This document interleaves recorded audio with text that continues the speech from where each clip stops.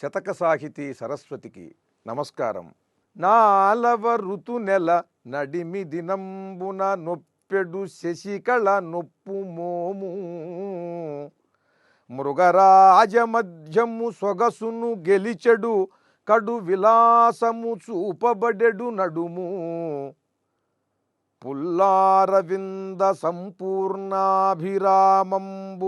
కడువడి నిరసించు కన్నుదోయి ఇభ పుంగవునియాన మభినుతింపమికైన వలను మీరిన ఎట్టి కలిమి నడక కలిగి వేణువు చేబూని కనకపటముపైని తూగాడ గోపికాపటలి కొలువ ఆలగాచుచు కానను కేళి సల్పు కేశవుడు వాని తేగదే కీరవాణి.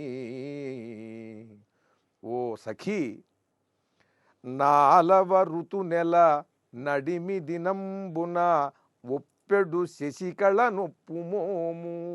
నాల్గవ ఋతువు వసంతము, గ్రీష్మము, వర్ష ఋతువు, తరువాత శరదృతువు.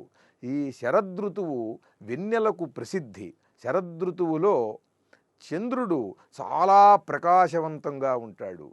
అటువంటి ఆ నాల్గవ ఋతువు, ఆ శరదృతువులో నడిమి దినంబున మధ్య దినం, ఆ ఋతువుకి మధ్యలో ఉండేటువంటి దినం ఏమిటంటే పౌర్ణమి.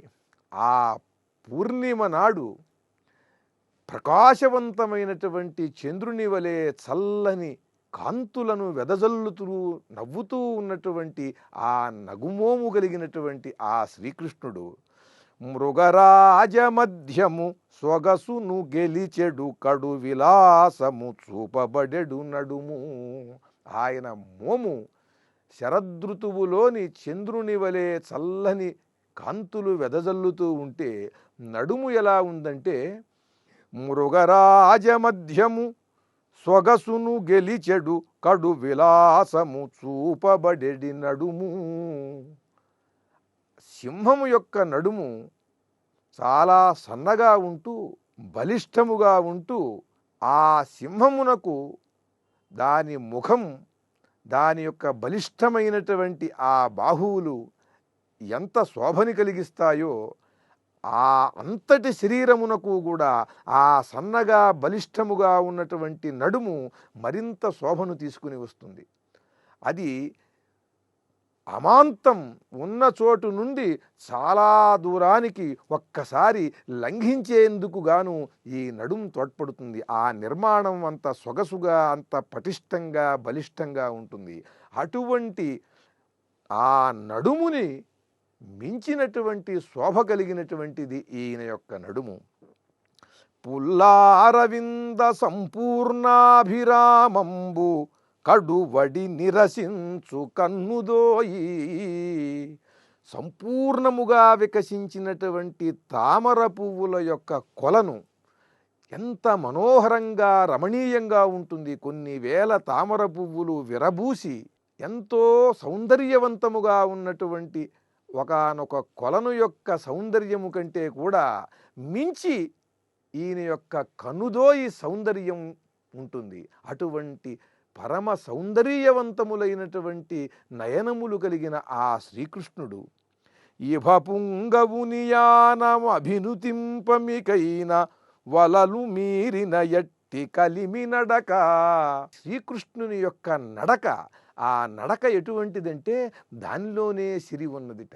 అంత రమణీయంగా, అంత ఆకర్షణీయముగా, అంత గంభీరముగా ఉన్నది ఈయన నడక.